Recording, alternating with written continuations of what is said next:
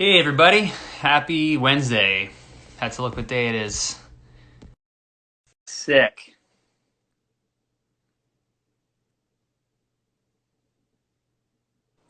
All right. Yo, Greetings. What's what's up? up, brother? How are you? Good. How you doing? I'm doing well. You have a really nice frame, dude. That's sick. That's a Yeah. sick shot of you in front of your kit. I tried to make it nice looking for the people. Dope, man. How are you Got my doing, dude? got my dog sitting back here too. Oh, what's up, buddy? I That's his usually favorite. have my I usually have my two dogs chilling with me, but they just went outside. What kind of dogs do you have? I got two Boston Terriers. Oh, cute. We Yeah, have a one of neighbor them. that I has got one. one of them tattooed on my finger right there. Nice. So That's how are you cool. doing, dude? Good, man. Doing Awesome. really good. Awesome. Well, thanks for joining us. Everybody, thanks for hopping in here and joining the live stream. We got Goose from Every Time I Die joining us, and we're doing kind of a special Loyal to the Craft edition of the Smartpunk live streams. So we're gonna just dive into it, man. I wanna chat about just drums and life with you. So if anybody joining this live stream has any questions or comments, feel free to comment those. I'm gonna be checking them, or you can use the handy like question button where I can pop those questions up as we go. I have very Um, bad eyes, so I'm gonna try to keep a lookout. But That's all right. We'll just chat. I'll keep an eye on the questions, and I'll divert you as needed. So okay. first question here is Aaron over in the UK asking, what kind of sticks do you use? Kind of sticks. I use a Vic Firth 2B. I always have used 2B thickness. One because I started using them because they lasted longer, but now I'm just used to them. So Cool. I've just always used them. So, and I'm assuming those are wood tip, right? Yeah. Cool. Wood tip. Someone said, how many sticks do you have?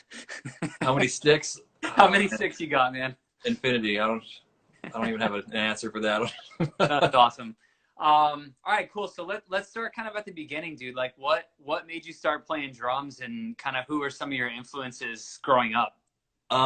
This is a really weird place to start from where I am now. So my brother, he is 40 now. I'm 35, so no, he's 41. So he's 6 years older than me.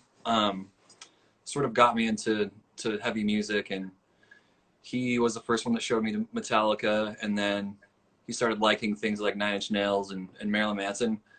And I thought it was super cool because I would be in the room next to him like, I'm not supposed to be hearing this, like Yeah. it was sort of creeping me out. And kind of what got me into it was like, I want to like make something that will like make people scared or something, like Yeah. when they listen to it. And my brother, he was playing guitar and bass, and he had a keyboard. So I was like, well, what if I got drums? We can like start making music, which we never really did as a band, sort of for a second, but yeah, I actually started playing guitar first, and I just wasn't as good at it. I didn't pick it up as fast as I did drums, so I just continued with drums. I still play guitar, but I'm just not, I can't like perform. I can like write stuff, but I've never like actually performed guitar. So Yeah.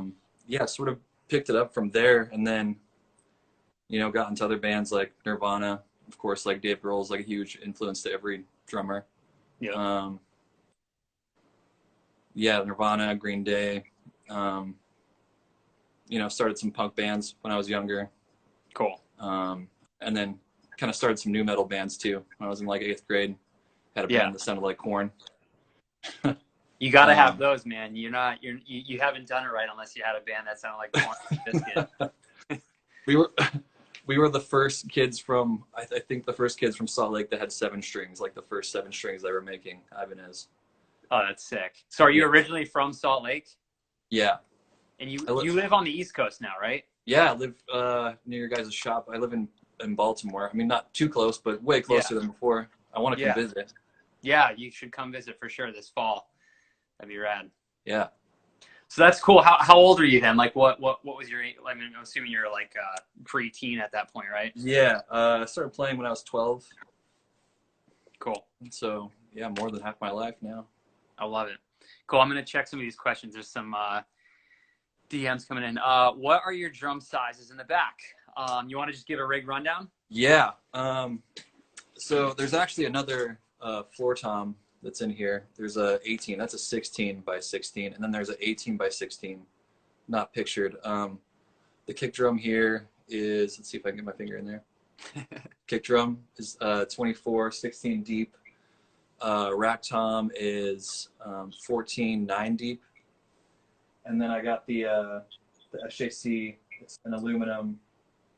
Is it called the Alpha? Yep, the Alpha aluminum. Got the Alpha aluminum, which is my favorite snare you guys have made. One of my favorite snares. We used it on a song on the new record. Yeah, that's the kit that I have at my house right now, and then I also have a tour series from you guys. Yep. That I love. I love playing that with ETID because it's just smaller sizes. It's like good for punk rock and fast stuff. Yeah. Cool. Right now I have like a bunch of jazz cymbals on here, like jazz and hip hop stuff. Rad. That's cool.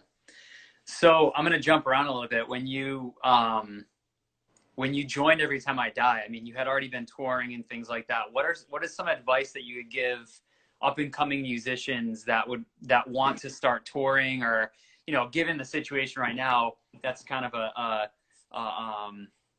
a big dream to go out there and tour, because no one knows when touring is going to happen anymore. But yeah. That kind of networking, how did you meet the guys in Every Time I Die? What differences, what, you know, did you kind of expect and then, you know, not expect, and then when you were on tour with them, kind of realize like, oh wow, I have to shift my gears, kind of networking, and how did you get in with that crew?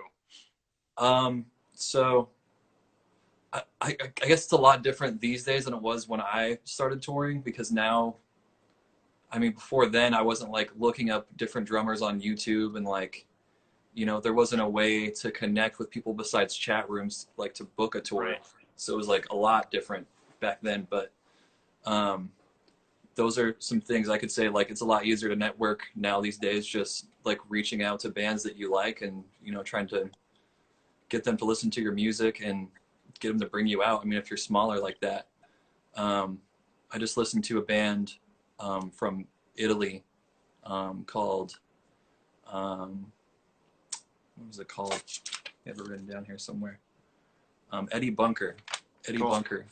They just sent me a little Instagram being like, hey, check out our band.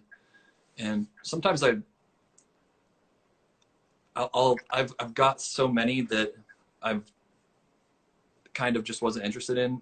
And so like I'm kind of like, let's get back into this. Let's listen to every band that people tell me to listen to now. And Yeah.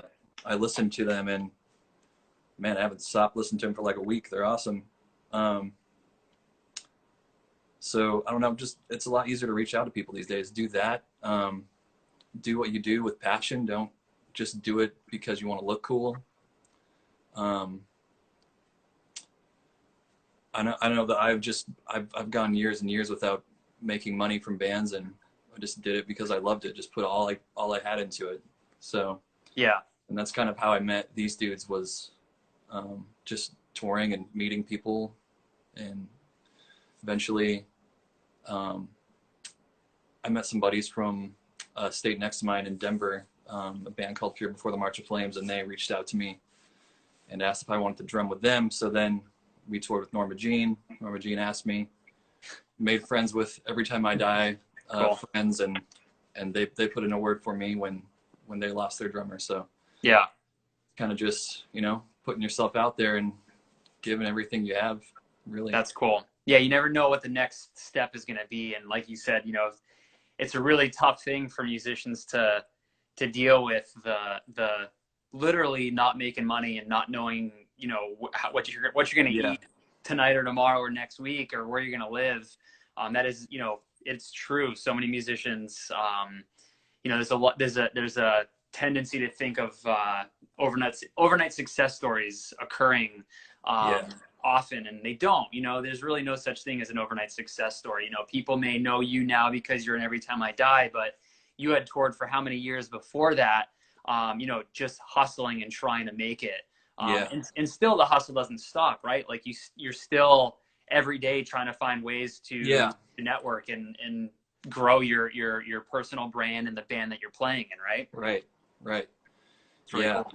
It's never like people see it and they're like, oh man, what like a fantasy world, you know, like what Yeah. like, must be amazing to like do this every night, and they don't see like how much is actually put into it. Like we still tour in a van and trailer. Like I've never toured the US in a bus besides Warped Tour, like sharing a bus with people. So Yeah. still grinding. Like we still like, and we do that in order to make money.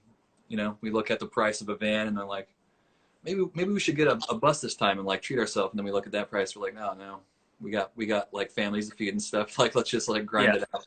Yeah. I've always thought that was really cool about Every Time I Die. Every time I've seen them, you guys just been in a van and trailer. And I remember years and years ago, their trailer broke and they just fucking duct taped it with like cardboard merch boxes to fix it, and like lasted the whole tour that way. Just being scrappy and resourceful is really important. And you know, you may get a budget or whatever, but like spending it wisely, because like you said, you go on tour in a bus for a month. That's a really, you know, nice month of being able to sleep at night like that comfortably, but you may come home with less money in your pocket. And if you're just hustling, you know, that's a smart move. And I've always really admired the band for their hustle and resourcefulness, for sure. Yeah, that's one thing that I found about them that I really liked when I first joined was they're still punk rock.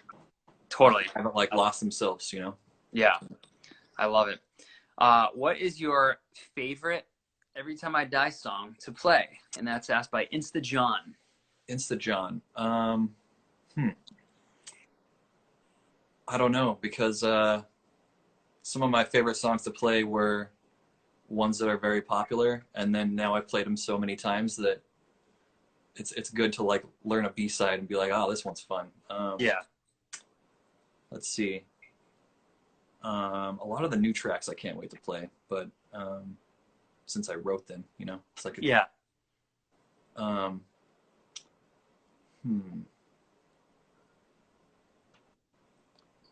really like Who Invited the Russian Soldier. To get on. Let's see, why can't I think of a I don't know. You have to give me a second on that one. I'll divert real quick. I'll divert if you want. Did you ever screw a song up live, like when you first started? Was it nerves, or did you forget? What's some of your like crazy show mishaps? I've started the wrong song a couple times in front of like 3,000 people. Nice. Did you get a guitar thrown at you? Did anybody get pissed off? No, because they mess up so many times. It's like, well, that's cool. I mean, we have so many songs. So our Christmas show, I think we had like 40 something songs, like 43 songs that we played. That's insane. So, you know, sometimes you'll like even be in the moment and you'll like go to play something and like you hear everybody else play it different. You're like, oh, that's like, how did I just get lost? Whoops. Yeah, I've never had to stop a song because of messing up. Usually like we'll get all like on the right track, we'll get on the same page and like finish it. But there's actually like a song that like people were posting on Instagram that I went into the wrong part, and they just like they didn't even know. They just kept on the video. I was like, well, if you're posting it, like you must have not thought it was that horrible. So that's awesome. Yeah, that's also like another like punk aspect in Every Time I Die is like stuff like that happens and they don't get bummed about it. They're like, well, it just, you know, it's bound to happen every once in a while. But I mean, I can't be doing that all the time, right? Or else I won't be here. That's cool. So the new record, you know, you mentioned you wrote the tracks on it. What was it like? What was kind of some of the process like? You want to talk about that at all? Yeah, it was very kind of like how I would write with people I grew up with. You just sort of, you know, somebody will show an idea and then you play it a million different ways and just sort of build off that, like create the song from the beginning, like as a child, like watch it grow. Mm-hmm. And, you know, you play your parts over and over again, and sometimes you add little spices here and there, and then maybe that will like trigger another part of the song or like a way to start the song, or Um, yeah, it was. I felt very comfortable. I felt like in previous bands I've been in, it's like, all right, this is this part and this is the chorus, and you know, they like will explain to me like how it's structured like that. As in, Every Time I Die, it just kind of like builds as you play it. Right. How long did the process take? When did you guys start writing? Was it something you did just continuously on the road, or? So we would do it a week at a time. We would all fly in and write for a week, and then do like crappy recordings on our phone. Mm-hmm. So we'd have it to listen to when we were by ourselves back home, and sort of just like, you know, sit back and let it marinate and kind of figure out what you want to do when you come back next time. Like, oh, I didn't really like this that I was playing. What if we did this? Yeah. Which I loved because it's not rushed, you know. It's not like, oh, here, we need to like hurry up and write in a month because we're going to the studio. Yeah. That's really cool. Yeah. So I know I asked you some of the bands and stuff, your influences growing up. You mentioned a lot of bands. What about drummers in particular? Who are some of your top 3 drummers from when you were a kid until now? I've always loved, I don't know how you say his last name, David Sandstrom from Refused. Oh yeah, dude, he's incredible. He's one of my, that took me by surprise. No one talks about him. He's insane. He's definitely one of my favorite drummers ever. Songs that fan the flames of discontent. I love that record. Yeah. And Shape of Punk to Come, of course, that's like amazing. Yeah. Also, I don't know if you ever heard the band These Arms Are Snakes. Yep. Chris Common. Yep. In that band, he's one of my favorite drummers. Cool. I just think he's very creative. Along with Eric and Prada from Night Verses. Yeah. He's like right now, like one of the most creative. I think he's like trying all sorts of different stuff, like using mics with cymbals and using pedals with like delay and like all sorts of pads and stuff. He's really super cool. That's rad. He's fun to watch, and I've toured with him. Like I've done like maybe like 6 tours with him in Night Verses, so he's like very inspirational. Like he's always doing something. Yeah. He's not just like sitting around in the green room. He's like recording videos or like drawing or doing backflips. He's always like working out, getting really nice cool. And handsome for the people. Yeah. And of course, Thomas Pridgeon. I remember seeing, I can't remember which band he was playing with, but I was standing side stage and he was just ripping a gigantic blunt while just shredding in a place you're not supposed to smoke in. And that's funny, dude. I don't know. He's just, I could never do that. He's insane. Yeah. Thomas Pridgeon is the man. That guy, he's definitely developed a name for himself as far as his skill set goes of drumming, but also doing things like that. Yeah. It's really cool. Dude, yeah, David, I want to talk about David for a few minutes. He's one of my, like, Refuse is one of my favorite bands for sure. And they're an SJC band as well. David plays our drums. Yeah. And just so cool, man. Like, he emailed me. We were literally, because we used to drive to the NAMM show in California. Mm-hmm. And it was like, we were leaving, and it was like probably like 10 p.m. and I was locking up the factory. We had the trailer loaded and we were going to hit the road. And I checked my email one more time, and he emailed me. This was years and years ago. Their like comeback show, and they played Coachella. And he's like, "Hey, I need a drum kit in the USA. You know, Coachella's in April and NAMM was in January. He needed a kit like later in January for rehearsals and stuff. So we ran back in the shop, built him a kit in like 6 hours. Ended up hitting the road at like 3 a.m. and shipped it. My mom went in the next day to ship his drum set to him. And like we would do that likely for anybody that was like, yo, we need a drum kit quick. But man, David Sandstrom, dude, like he plays with coated ambassador heads on top and bottom, like as loose as they can go. And he hits the drums so hard. He changes his heads every day because he's playing 1-ply coated heads and he's just smashing them every night. He hits so hard. And I had the opportunity to see them play like 15 times on that reunion tour, the first year I came back, I don't know, 5 years ago. Yeah. That's really cool, man. You don't hear anybody talk about David Sanderman. He's an incredible drummer. It's really weird because I feel like he shaped a lot of things that I do and the way I play. Yeah. And especially like seeing like old videos of him playing, like he does hit incredibly hard, and that's like one thing that like I picked up on. I'm like, okay, if I'm playing like hardcore music, I need to like hit hard. Yeah. Yeah, I saw them in San Francisco after that Coachella show. Cool. The first show they did after the festivals. Not us. There was like 12 of my friends that drove up in a van and went and saw them in San Francisco. So, yeah, like my group of friends, like they're all our favorites growing up. So. Yeah, that's cool. Did you see them? Did they have that like the drop in front of the stage? Yeah. Dude, how they did it. I asked him after because I'd seen them over a dozen times, and a lot of bands have intro music or whatever, and not every band can have that stage drop or whatever, but yeah. they did, and they had like just a note, in between bands, they play music or whatever through the house. They just had a note, like a really eerie, I don't know notes of. I remember that. Remember that? And like, yeah. Then when they came out and it dropped and they started playing it, the headlining band usually is, a little bit louder than the previous acts or whatever, but they just sounded so big, whether they were playing an outdoor festival or a House of Blues club or whatever, they just sounded so big. And I asked them why and how they did that. And, I guess the guitarist writes for like orchestra over in Europe or something like that. And he was like, most bands just play normal music in between the set, but they played that ominous note so that after a few minutes of, changeover, you and your friends are talking, you just get used to that note being in your ear and you're not, screaming at each other like you normally would in between bands.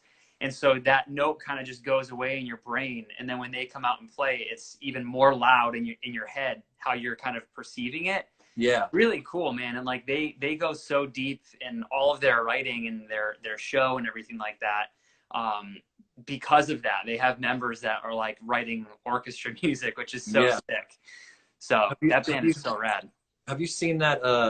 You've probably seen the videos of, so what is it? It's like 432, like the vibration that was like the original tuning of guitars before it's like how they make modern day guitars. I think they back in the day they made the frets like a little longer apart. I'm not sure how they did it, but you've probably seen this, but have you seen the videos where they tune to each note with that frequency? No. Makes crazy patterns with sand. Like it has like this like vibration table, and once they hit the note, it like spreads out and makes this crazy elaborate pattern.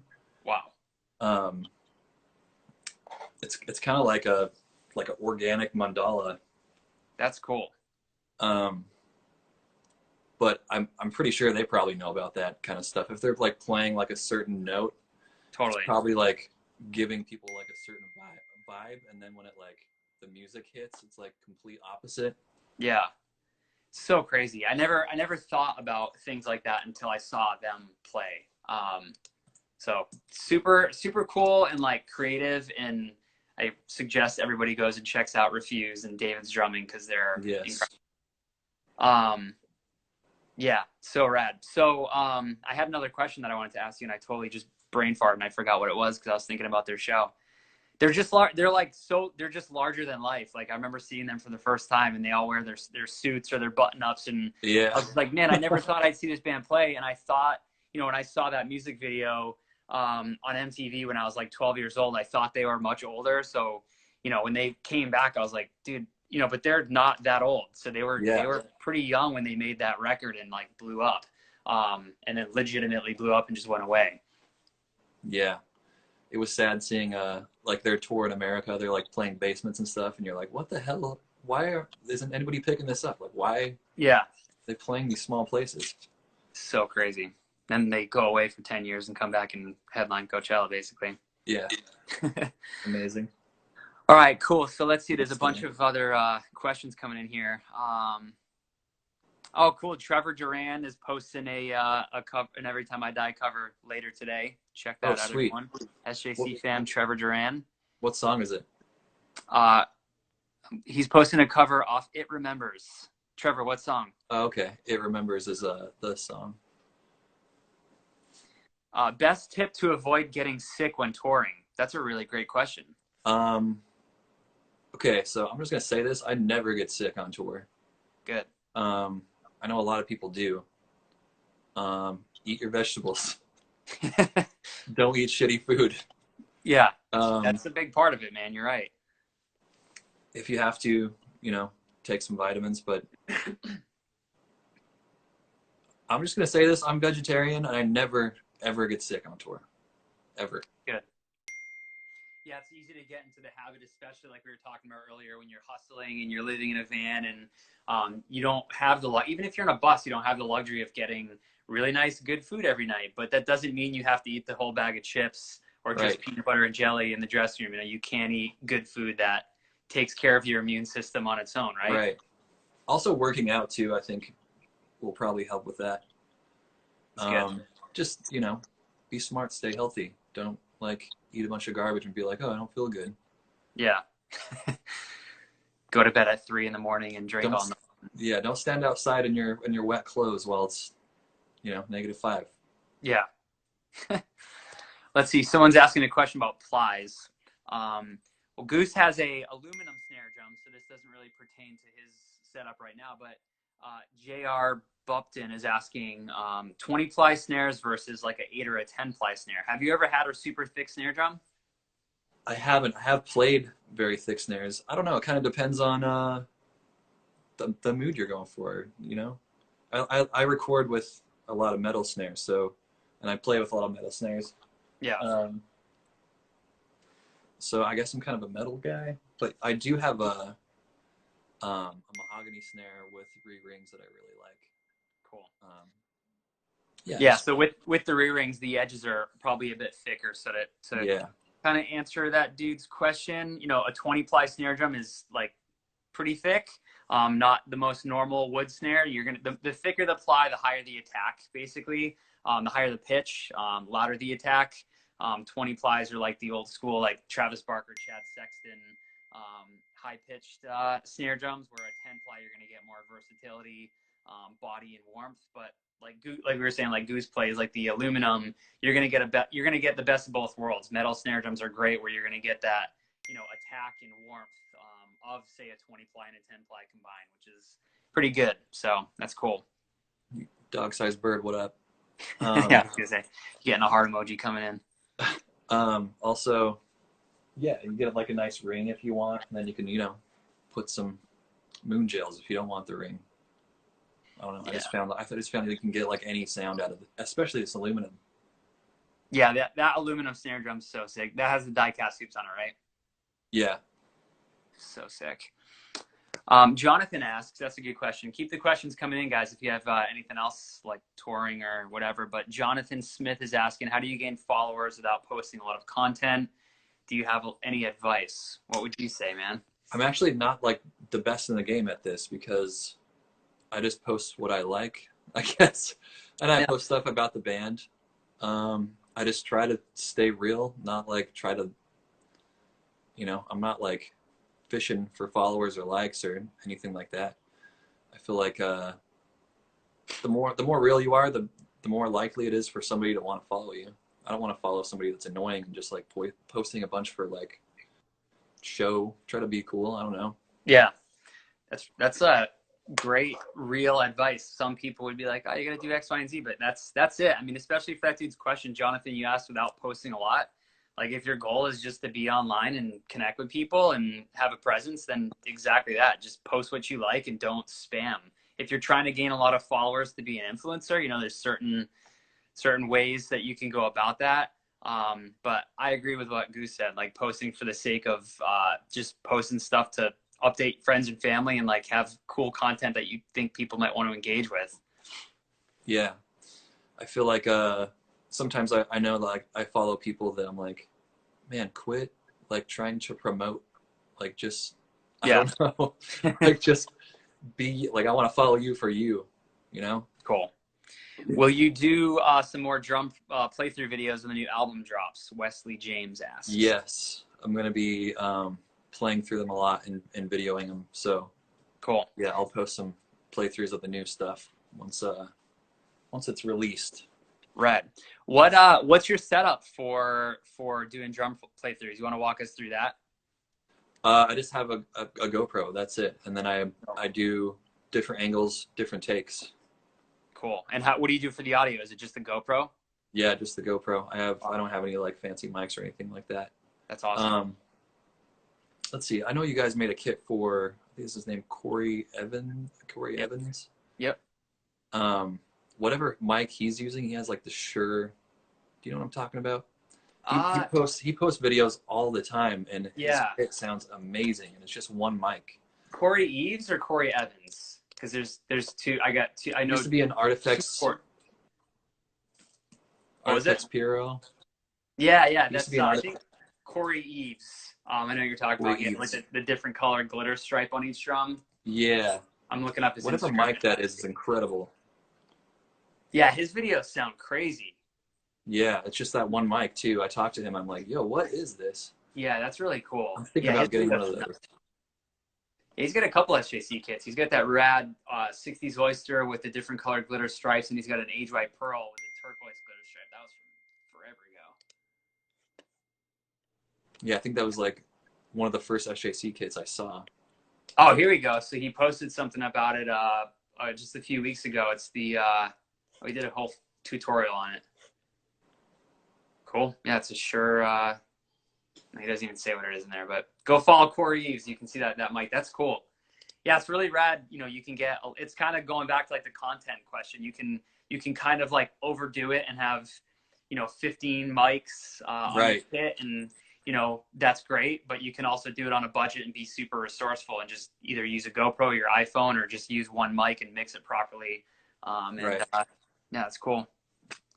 Yeah, sometimes I see videos that people post and I'm like, damn, I wish I had that set up. Yeah. And like, they're like not even, they have like 500 followers or something, It doesn't really matter like what you use as long as you're real about it. You know what I mean? Totally. Yeah, exactly. What about warming up? What do you have for tips for warming up before a show, warming up at home, keeping the chops so you're not on the road? So warming up is not a strong point of mine. I just listen to the songs. I just imagine playing them and I just listen to them.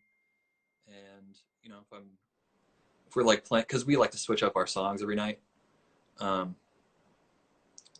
We make a set list like 15 minutes before we go on. So like, I love it. It's kind of a surprise to me every time, and that's why sometimes you'll see us mess up because, we like to give people different songs every night because there's different same people coming out to different shows. Yeah. So I just get my headphones and I'll walk around in the back where there's nobody and just like play through the songs in my head, just kind of tap along. Very simple. I don't like sit there in the back and do crazy stuff for an hour on a pad or anything. I've never been like that. Sort of just that and just hyping up the band, Cool. Making sure it's going to be a good show, having a good time with people before you go on. Yeah, so you feed off the energy a lot when you're playing live. I mean, right. Yeah. Pretty hard not to feed off the energy of an Every Time I Die show. So I imagine being the drummer, it's pretty easy to get in the zone. Yeah. Pretty sick. What's your dream tour? If you could go on any tour with it. So 2-part question. If you could go on any tour where you're the drummer with Every Time I Die, and then if you could play in any band, who would be your dream band to play in? My dream band to play in would be 9 Inch Nails. Ooh, for sure. Rad. I mean, this is like super generic, but I think this would be a sick tour. 9 Inch Nails, Slipknot, Refuse, and us. That'd be insane. Holy shit, dude. That'd be epic. I mean, that could happen one day. That's not like too far-fetched to even happen. That's so crazy. Let's just put it out there and hope it does. Yeah, throwing it out into the universe. Here we go. That'd be crazy. I saw 9 Inch Nails play 2 summers ago, I think. And have you seen them with Elon Rubin playing drums for them? I haven't seen them with him, no. Dude, he's crazy. Do you know who I'm talking about? I know who he is. Who else did he play for? He plays in Angels, or I think he still plays in Angels and Airwaves. He's played in a bunch of bands. He's like a San Diego kid, I think. He's younger. He's much younger. I think he's in his late 20s or early 30s at this point. But he plays for Nine Inch Nails now, and he can play every instrument. And he's an incredible musician. I saw them play, and he's a left-handed drummer, but he plays open-handed on a righty setup kit. And he's just crushing Nine Inch Nails songs on the drums, and then he gets up and he plays bass, and he's got a keyboard behind him, and he has this whole percussion world around his drum kit where he just crushes it. I mean, man. Trent Reznor, I'm sure, is at least twice his age, and he's just up there just annihilating it. So that's you should definitely. He's like, you're hired, just play all my stuff. Yeah, just yeah. He's one of those you want. Yeah, exactly. He's one of those drummers that just kind of he's gonna crush it, which is really cool. Cool. That's also like I've always wanted to pick drummers' brains that can play open-handed like that, because I feel like you would have different ideas for fills, and you have like a different feel on like vibe on the kit, because you can work with your hands so freely. Yeah, he's that guy where he makes it look effortless, but his fills are just really tasty, and he's always in the pocket, but he's doing some wacky stuff where you're just like, how are you doing that? And then it looks double crazy because he's playing open-handed. It's just really cool. Yeah. Andrew Bryan says, listen to Flannel Foundations. So if you're looking for another band to check out. Flannel Foundations? Flannel Foundations. Let me see. Let me get a pen over here. There you go. Hope it's good, Andrew Bryan. We're going to check it out. Well, I'm wearing a flannel right now, so Flannel Foundations. I'm in my foundation with my flannel. There you go. He says you won't regret it. So, and then Posty, no, the rest of your Instagram handle, but Posty says, dude, you're the drummer for Every Time I Die. Dude, I caught your drumstick. He caught your drumstick at Warped Tour. That's cool. Nice. It didn't hit you in the face, huh? Sometimes it does that. Let's see. My dudes, please feature your South American endorser. Oh, yeah, go Porto. DM us, send us content. We'll post that for sure. That's what I like about you guys. You guys are always just posting everybody playing SJC. Thanks, man. We're pretty obsessed with it. We want to make sure we get everybody, and like we try to go, we definitely go through everything that's emailed and DM'd, and it just comes from that like kind of real like just punk rock background where like legitimately I still have all the press kits and stuff that drummers would mail us before social media became a thing. Yeah. And I was just obsessed with scanning that stuff in and posting it and putting it on Tumblr or whatever it was to support our drummers, because you guys are the ones supporting us. Like, you're the ones out there playing SJC, having the logo on your bass drum head and wearing our t-shirts and stuff like that. So that it's the least that we can do to support our family and make sure everybody knows what you guys are doing. So that's another example of how to be on social media. Like, you guys, you're not like some company that thinks they're like way too big to post a little kid playing a beat, like totally. It continues to be one of our bigger things. Like, I always, and it's hard to work with me because, I'm aware of that, because everything we do, I'm like, what would 12-year-old Mike think of what SJC is doing? And I want all of our drummers, whether you're 10 years old playing your first show or just practicing in your basement, to like, Green Day or whatever it is, like, we want to treat everybody exactly the same, so that everybody gets that experience and connect the dots with everybody, so that we're all sharing this, the info or whatever. There's many ways there's many ways to make it and gain success, whatever success looks like for you. We want to help be a catalyst for that with whatever you're looking to do. So, yeah, definitely. I just noticed you're standing on a bridge right now. Yeah, I gotta go to our factory when I'm able to go back to our factory. I'm gonna go take some of the frames and stuff that I had for my office, because I just had this IKEA canvas in like our guest room that I turned into my office a couple years ago, and like every time we go live, someone's like, "Dude, this," and it just so happened that where I put my camera so I can like look at my screens and stuff, I'm like perfectly on the bridge. It looks pretty set up, nice. But it was there, and it looks, I don't know if it's corny or cool, but everyone says something about it. I thought you traveled to an exotic destination to go live here. It's my Zen bridge. Do you green screen stuff on your backdrop there? Or is it just like my girlfriend had this green screen, and I was like, I wonder if there's an app you can download that will like give you green screen like whatevers. And there is a free app. I need to pay for it. I actually just need to like get a program because I can't film everything with my phone. But there is an app where you can put like video and stuff in the background. So I was just like playing along with. For some reason, there was this video of horses running through fire. And I was like, this one's sick. That's pretty sick. And so I set it up and played some beats for a couple hours and that's cool. Messed with it. Right. So that's another good piece of advice. Content for the question that the guy was asking about content. Just make really cool videos with horses running through fire. Yeah. Hopefully you'll get a playthrough with one of those. Totally. That's awesome. Trevor, thanks for saying that, bro. I'm just catching up on some of the content comments here. Wesley James says he plays in a black metal band called At the Reno. Oh man, no dude. I don't know Threno. Dude, I don't even know how to say your name, bro. THRENDIAN official. They draw a lot of inspiration from ETID. Makes the drumming more unique than just black metal beats constantly. That's pretty cool. Wesley cool. James, thank you, and I'm sure Goose appreciates that. I like that. I like doing what you love and bringing some influence in from something else. I always like describe that as, doing something that a drummer would do, but then doing something that this drummer would do. You mix them together and you make a new color of paint.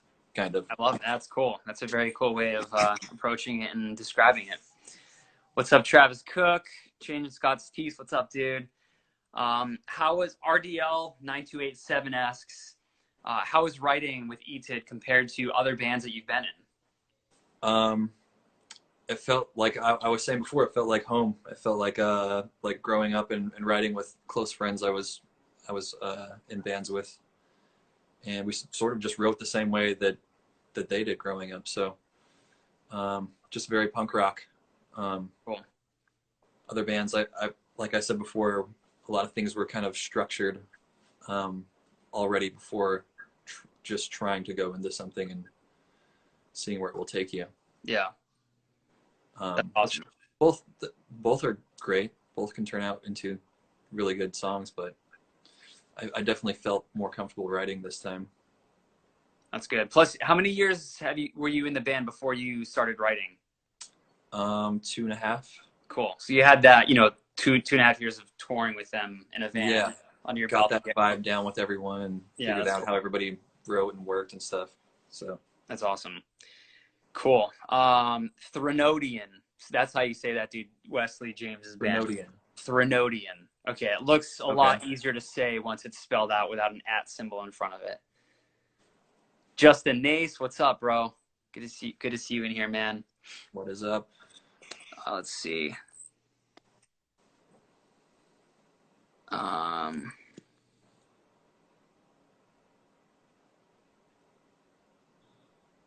Sorry, I'm just going through some of these other questions here. It's okay. I'm trying to see too. Wesley James. Wesley, you got some good comments, bro. 40 minutes ago, he asked, is it Goose Shoes or Goose's Who's?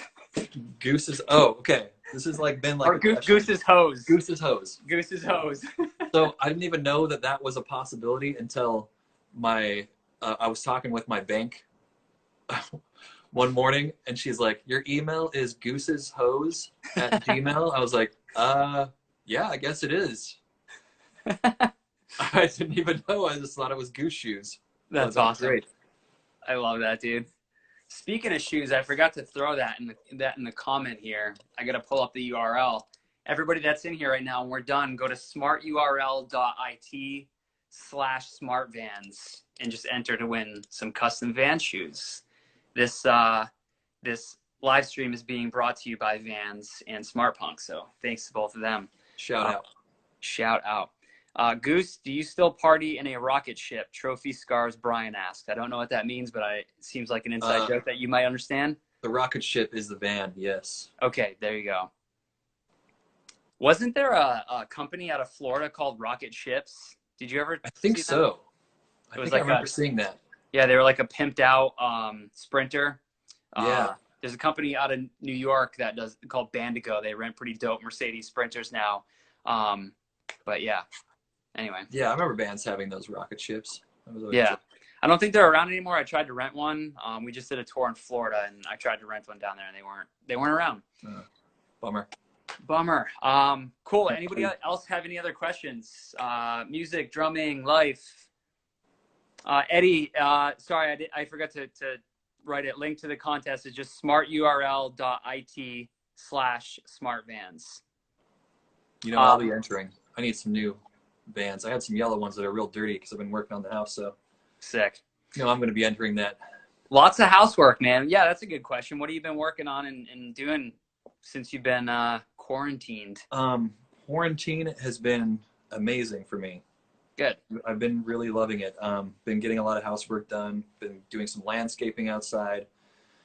I grew some grass for my first time. Nice. Congrats. Been growing for like 3 or 4 weeks now, and it's like fully grown in. So I'm really stoked about it because I got to like shape it around my trees and. Excellent.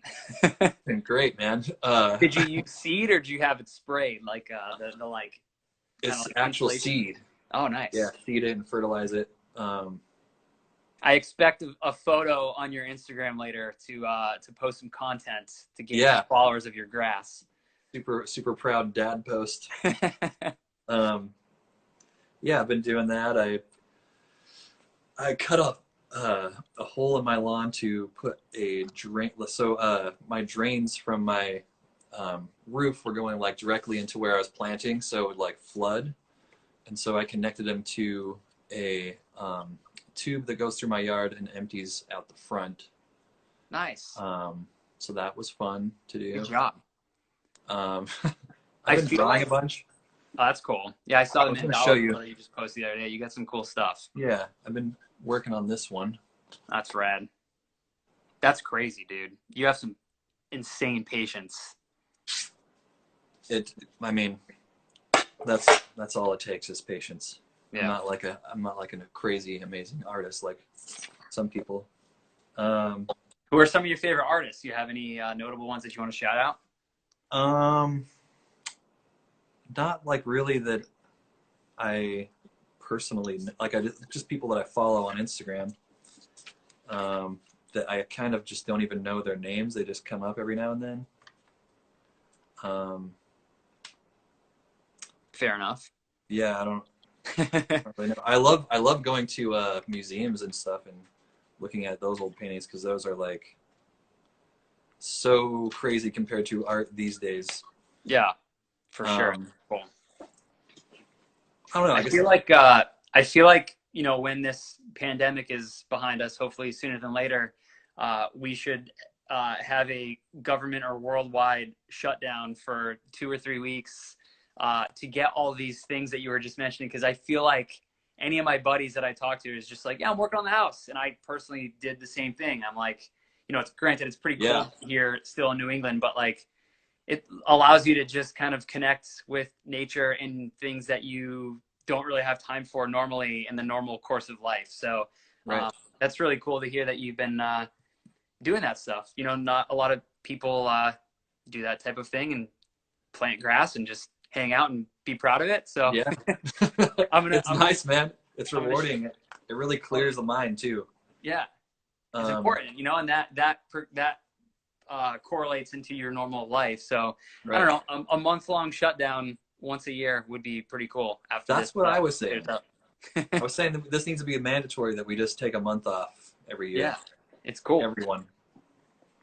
I agree. Get back to basics and, you know. Yep. Get out of the hustle of everything. Yeah, exactly. Trophy Scars Brian asks, how did your love of mandalas come to be?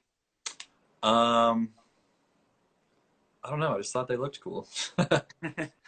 Eric from Night Versus was doing them on tour, and I started like drawing with him, and making my own stuff.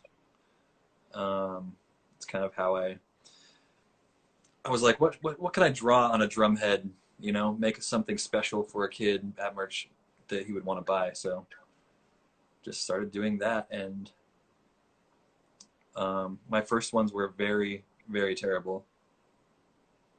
But you got to start somewhere. Got to start somewhere, exactly. That'd be cool to do on your next kit or snare drum. We can send you the raw shell. You can draw on it, and then we send it back. You know, that would be sick. That'd be awesome. Cool. Yeah. I've never done anything at that scale, but that would be very cool. Yeah, we've done a lot with like wood burning and airbrushing and things like that. We even had an artist do a use colored pencil, and we just lacquered over it, and it would turn out really sick. So that's way cool. Definitely an option. That'd be really cool. You guys should stream live sets of the new albums before they're released. There you go. There's been talk about maybe doing some live stuff. I don't know if we would like do the like live before the record's actually released, but maybe after. Yeah, cool. We'd like them to be presented the way they are on the record before you hear them live, and have us just like messing up and going into the wrong parts and stuff live. Yeah. That's cool. So cool. What else, dude? Is there anything that we didn't touch upon that you wanted to talk about? I was trying to think. Oh, who's playing Animal Crossing out there? Anyone? I have not joined that. I thought it was just like a funny little kid game, which it is. It's like very wholesome. It's a very wholesome game to play with your friends. So there's a group of fans that we have called the ETID, and they have a fan page for all the people that want. They'll like all get a hold of each other and fly out to different shows, and they're all like very good friends on there. And then they created a subgroup called Turn Ups All the Way Down, and it's about Animal Crossing. So all of them, we all meet up on different islands and gather different things from each other, and it's been fun. It's been a funny way to connect with the fans. Like, that's cool. Yo, let me come to your island and get this sign. Yeah, that's sick, dude. Yeah, people will come to my island, and I'll show them my house. I have like a drum set and guitars and stuff, and we'll sit in there and jam. It's fun. That's really cool. I did not. I've seen a couple of people post about Animal Crossing. This is the most in depth that I've chatted about it. That sounds really cool. I may have to check that out. Yeah, you kind of just, there's no point of the game except for like, you just make, so everybody gets an island, and then you just make your island however your personality is. And there's just so many, there's just endless amounts of different things you can buy and gather. Like, I have like 5 different colors of kits, and then I have like a bunch of art hanging around my house. My favorite is Egyptian art, so I have like a pharaoh head and like all sorts of different carvings and stuff. That's cool. So, oh, dude, doing like a Egyptian snare drum could be really cool. Like, do some rad art on it, some like antique brass hardware, and then maybe we could find like a 3D Egyptian head that we could like mount on the side of the drum, or even like make the throw off the Egyptian head or something that like, goes up and down. That would be insane. That'd be pretty dope. I would put that in a museum. I don't know if I would play it. Yeah, right. That's it. Well, we got ideas now, so when you start touring again, we can make that happen. That'd be really cool. Cool. What do you have like a name on Animal Crossing? So if anybody here does play that game, they can follow you. My island's name is Die Island, and it's all one word, Die Island. Cool. And then my username is Goose Shoes. Sick. Like my Instagram. Most things are. Cool. Rad. Yeah, I think right on, dude. What'd you say? Yeah, I think you can get to me from there. I'm not sure if that's enough info, but yeah. Find me on Facebook. We can friend each other on there through our Switch. Cool. Rad. Well, dude, thank you for hanging. Thanks for the good chat and the inspirational comments of just drumming and making a career in the music industry. I hope you all enjoyed it. Goose, his Instagram is tagged or pinned below. Go give him a follow and connect. And Eddie0047 is reminding us that Tony Hawk's Pro Skater is coming back as well. Thank you, Eddie. Oh, shit. Stoked about that. It looks sick. Hell yeah. Pretty cool. And Tony Hawk actually just signed with Vans again, so that's kind of cool. So nice. Let's get him on here. Get him to talk to me. Yeah, maybe. That'd be cool. All right, Rhett, any parting Thank you, words? guys. Let's listen to a band. I've been listening to this band for a few days. Bambara, Bambara. They're kind of like a, I don't know if you're into any of this, but kind of got like a Nick Cave vibe. Oh, cool. Yeah, dude. I'm gonna write that down. Listening to that a lot while I draw.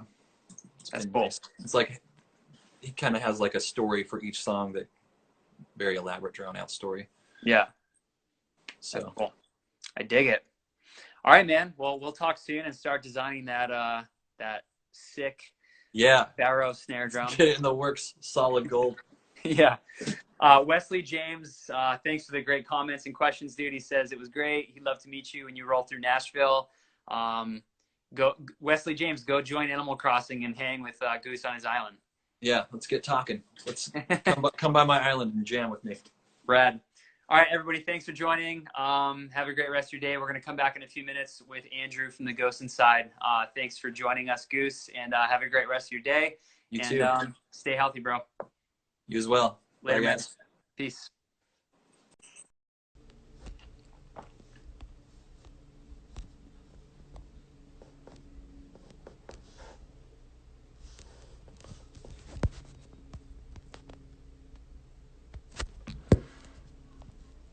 What's up, everybody?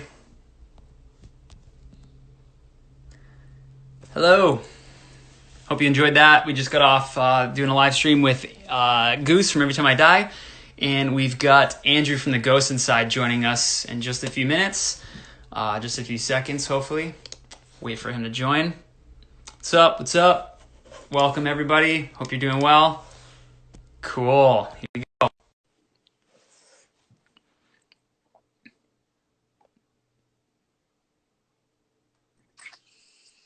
Dude, what's up, man? What up, man? How you doing?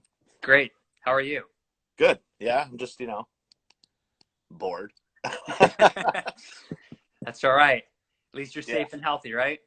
Yeah, safe and healthy. Just, I don't know. Yeah, this is like my excitement for the day. We should do this every day then, man. I haven't seen Dude, your for face real. and talk to you properly in I feel like over a year, man. Yeah, man, it has been a while. Yeah. Long time. Yeah, I just been, when I get bored enough, I just play Call of Duty with some friends and, Yeah. or make music. I'm in here every day, just writing and yeah. Standard Dude, stuff. You make some pretty sick music, bro. Thank you, man. You have a 7-string guitar, right? I got a couple 6s, I got a couple 7s, and I got one 8. The 8 is what. I got a whole bunch of them here. Yeah. You're a wild man, dude. I love it. Got all the rigs. The Black Friday song you made with Zach was simply incredible. That was so fun, man. And he's so funny. And yeah, He's so funny, dude. yeah, it worked out so well. We need to do more. Yes, we should. I was talking to him actually about if you guys do anything this summer or something, we should do some sort of synth wavy summer vibe thing. I'm gonna write that down so we make sure that happens because I just feel like we should just do it just for fun. Yeah, make a note of it. It gives me something to do too. I'm writing a note right now. It's gonna happen. Yeah. Well, cool, dude. Thank you for joining us, man. Thanks everybody for hopping in the live stream here. We've got Andrew from the Ghost Inside. So excited to talk to you about your career and drumming and your influences and all that good stuff. Sure. So let's just start from the beginning, dude. When did you start playing drums and why? Who were some of your influences? What made you pick up the sticks? Well, I actually I had an interest in guitar before drums, and I had guitars before drums. But dude, it was like a super innocent little kid thing. My dad had all these. I don't think it was Musician's Friend or anything at the time, but catalogs where I would spend hours. He would let me just look through and look at instruments and Yeah. I would just daydream, and I just started falling in love with drums and just like, man, I want drums. That'd be so sick. And my good buddy Sam had a drum kit, and he lived just a few miles down the street from me.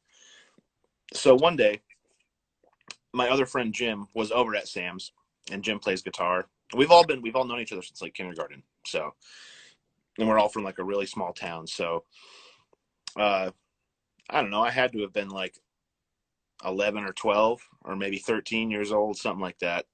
And my parents, drove me down to Sam's house, and Jim and Sam were jamming, like they were playing like Korn, like playing Blind covers and stuff. Yeah. And I was just like, God, this is so cool, man. I want to do this. And then Sam was just like, dude, you can play my drums if you want. And I sat down, and like it just instantly made sense to me. I don't know how. I had never touched a drum set or drumsticks before. And these guys will corroborate my story.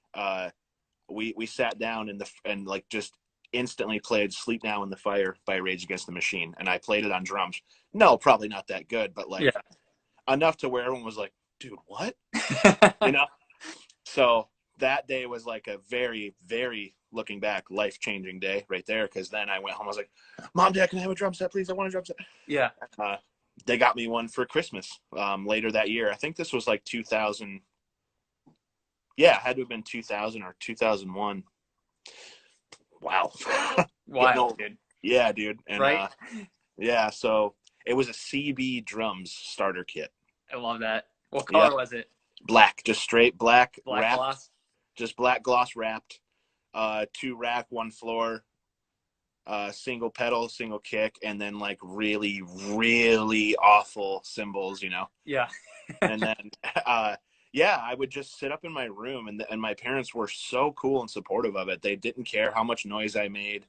Like, they would let me kind of do it when I wanted. They'd just turn the TV up and deal with it. Like, so they were always really cool with it. And yeah, I'd sit down and just like try and mimic what I'm hearing. Like, I never took drum lessons or anything like that. Like, I always just put my Discman. I had my CD player, and I would throw my headphones on and listen to like System of a Down and try to play Chop Suey.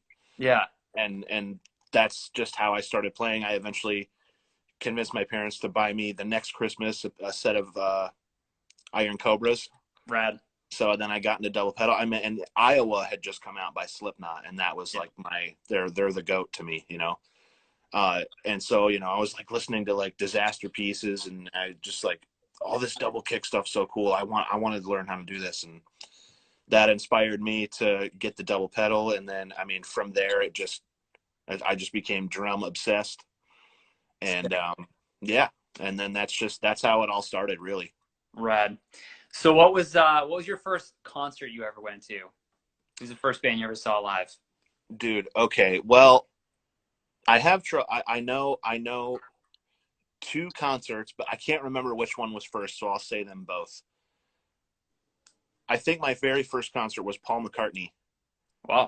And that was I think that was the year 2000. He did a Back in the US tour, and that's like what my parents raised us on, was like the Beatles, Wings, Paul McCartney solo stuff, and Van Halen. That's like what we, from just being 3 years old and up, that's what they pounded into our heads and what they were listening to all the time. So yeah, hero to me. And that was, I went with my parents, but the first time I went to a concert that was just like me and buddies was Tool and Meshuggah. Cool. And I was in 8th grade, and I actually, like, I had known Tool, but I was more of a Meshuggah fan even at that young age, because my older brother had showed me Meshuggah from that age, and I was like, oh, I'm excited to see this band. And and that was my first concert, like, as a young kid, a pre-teenager, going out with like buddies and like not having the parents to worry about and just get wild. That was those. So yeah, I don't know which one came first. I really think it was the Paul McCartney one first, but yeah, cool. The Meshuggah one was like, and that's still the only time I've ever seen them too. Oh wow. Yeah, that's cool, man. I mean, that's a really cool organic story about just falling in love with the drums and just wanting to play with it. And then I'm sure when you went to those shows, it's kind of why I asked. Like, I'm sure you were just enthralled with obviously everything, but watching a drummer like, I'm sure Paul McCartney had an incredible drummer playing with him, but Danny Carey from Tool and whoever, I don't know the drummer of Meshuggah, but I'm sure Thomas Hawk. Yeah. Crazy. Just unreal. Yeah. And yeah, of course, yeah, like seeing, of course, Paul McCartney was great and that's awesome, but like I was truly into like metal and like newer stuff, and just being able to see that live in a stadium in my hometown, that was just like, and I was with my buddy who I eventually started a band, and we were in a band together for years until our early 20s. But that was like a big one where we were just like, dude, this has got to be what we do, you know? Yeah. Like one of those days. Yeah. I love it, man. Very similar to, I'm sure, a lot of people in here right now. And that's pretty much how it happened for me too. It's just that bug you get and you're just like, I got to do this. Yeah. Yeah. Cool. So jumping along a little bit, when did you join the Ghost Inside? Like, how did the band come to be? What was, what kind of predicated you guys being a band, and what were some of your goals really early on? Well, the band they were around for a few years before I joined. I think they technically started in 2004. They used to be called A Dying Dream. I'm sure most hardcore TGI heads know that. Yep. That was, way before my time. But I had actually, so my old band was For the Fallen Dreams, and both of our bands always kind of got lumped in together because we were very similar stylistically, very heavy but very melodic, hardcore, metalcore, whatever you want to call it. Yeah. And we had toured together. I think in 2008 was the first time I met everyone in the Ghost Inside. Well, actually, at the time it was just Vigil, our singer, and then our old guitar player Aaron. And just like, instantly we like really connected with them, and they were just such good buddies, and we ended up touring with them more in the future. Around, I think it was 2010, they did a headliner in Europe that For the Fallen Dreams supported. And I was just kind of not like the happiest in the situation I was in with my band. And I just was, for a long time, I had been feeling like I needed to make some different move or get out of that situation for whatever reason. Things happen, people change. It's all in the past. But it turned out they were probably going to be needing a new drummer soon, and they had a fill-in on that tour. So I had multiple chats with Aaron and Vigil about like, hey, if you guys still need someone, like after, if the fill-in doesn't work out, or if, your permanent situation doesn't work out, like hit me up. I'm looking to do something. And they ended up calling me like a few weeks to a month after that tour we had done with them. They're like, yeah, we're going to fly you out and bring you on tour. And I was just like, oh my God. Like, so awesome. And the coolest thing about it was, they were already like very good friends with us. So it wasn't like I had to do this weird transition of like, oh man, I got to get used to all these guys and these new personalities. Like I already knew them. Yeah. So the transition of going into the band was like super, super easy. Cool. And then that was, so I had done my first tour with them. That was February of 2011. That was with Parkway Drive. That was my first tour with TGI. Cool. Yeah. Sick. So there was some pretty big momentum already from when you joined, which is cool. Oh yeah. They had been picking up. They had released Returners like maybe half a year or close to a year before I had joined, and I joined right at the end of that tour cycle. And I had noticed too that they were picking up steam, and it just like all made sense and sort of fell together like perfectly with like the perfect timing for me. That's awesome. Yeah, it worked out great. Yeah. That's cool. I'm going to stop real quick. If anybody in here has any questions, just please comment them, or you can use that little DM button.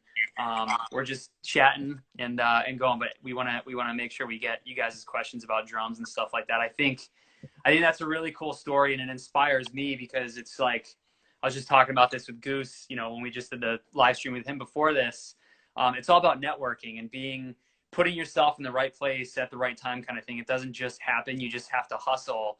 And like you mentioned, there's certain scenarios that just don't feel right, but you can't just bail on everything. You got to kind of see certain things through. And because you saw that through, you got yourself in that position where you were on that same tour where you got that opportunity. Yeah. And I love, aligned. I love the stars aligning kind of thing. Like I'm a big believer in like the universe and energy and things like that. And you were in the right place at the right time because, the karma or whatever you want to call it put you to be in that band. And I think that's really cool that you hustled your way and just, got into that position, and then boom, I mean, going on tour at Parkway Drive. And I think that's when you and I met. I remember seeing you at the Palladium in Worcester.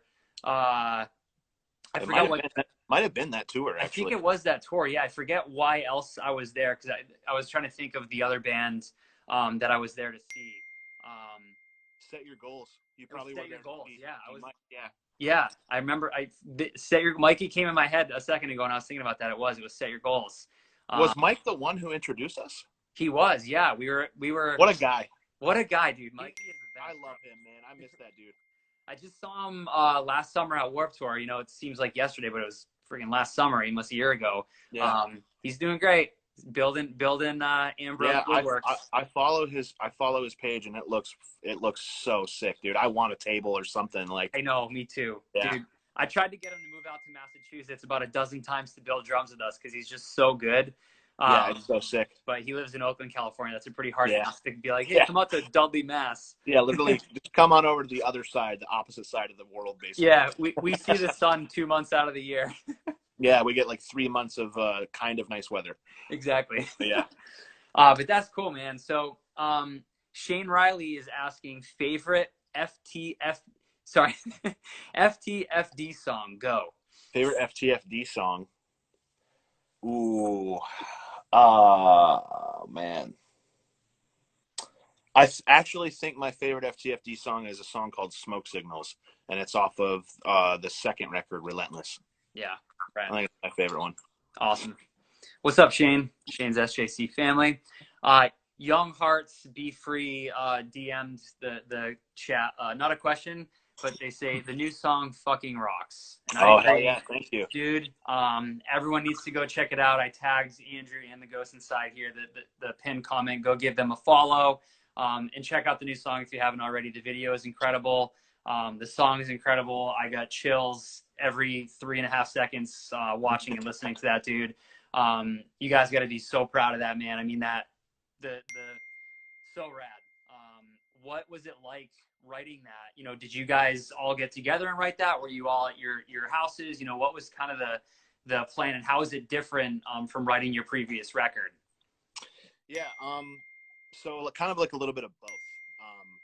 But the interesting thing specifically about, well, because we just released a new song yesterday called Pressure Point, but I see someone saying Aftermath in the comments here, and with Aftermath, it's interesting because I do a lot of the writing. Like, did my screen go away? Can you? Yeah, see you just went black. What'd you do, Andrew? There you go. I can see you flipped the screen. I think you just got to double tap it. Yeah, I just flipped the screen. There you go. Yeah, I was trying to scroll up and see the comments. Yeah. So that song Aftermath, instrumentally, like I write like a pretty big chunk of the band's music and do it on the record and stuff. But that song, instrumentally and partially vocally, was written just a few months before our accident in 2015. It was one of 3 songs I had started writing and working on for whenever the next album was going to be. And that is one. We kept parts and elements from all 3 of those songs all over the new record, but that one, except for like one verse change, stayed exactly the same the way it was before the accident. Wow. And it's weird, man, because whenever I'm writing and I'm like in a session and I like want to save it, I just think of like the dumbest working titles ever. Like it'll be super immature bullshit, like just like dumb stuff. But like for some reason, like the word Aftermath just came to mind. So I saved it as that in the session, and we kept the song that title. Crazy. And now that it has this weird, different meaning to it.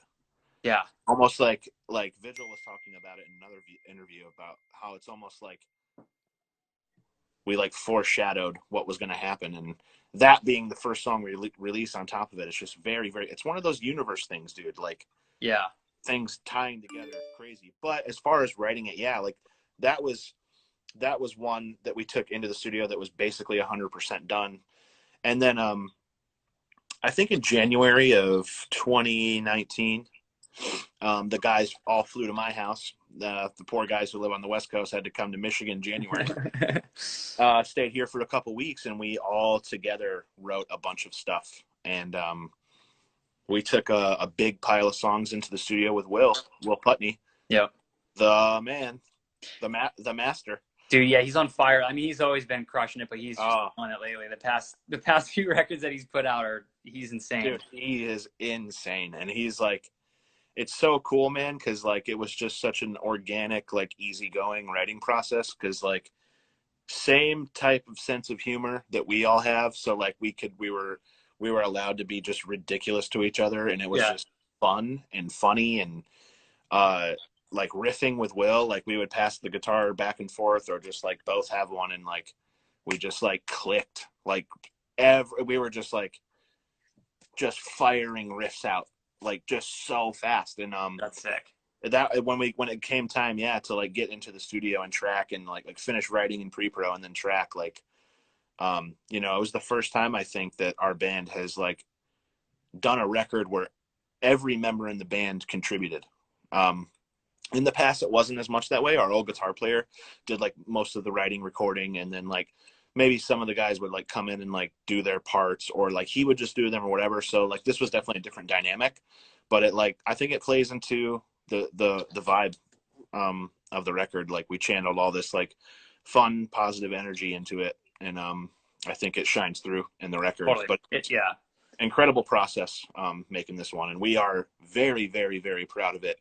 And we have 2 songs out now, and it's just seeing the feedback has been overwhelming, and we just can't wait. We can't wait till the record's out on June 5th. So yeah, I love it, dude. You should be proud, and I'm sure it feels incredible, and you deserve all of it, man. Like you guys have always been such a positive, you know, I know you, and like hanging with you is always such a fun time and positive, and to go through what you guys went through and to now see this, and it must feel really good, obviously, to just release some new stuff after so long, but to get that type of you know, response from your fans and new fans is really cool to see. I'm incredibly proud of you guys, and to watch it, I'm proud to be a small part of it because you're in the SJC absolutely family. So yeah, thank you. And yeah, you guys have been nothing but helpful through my recovery and everything. Even in the early times, like in the early stages, you guys hooked me up with a new drum kit so I could like practice at home. You hooked me up with that practice kit so I could have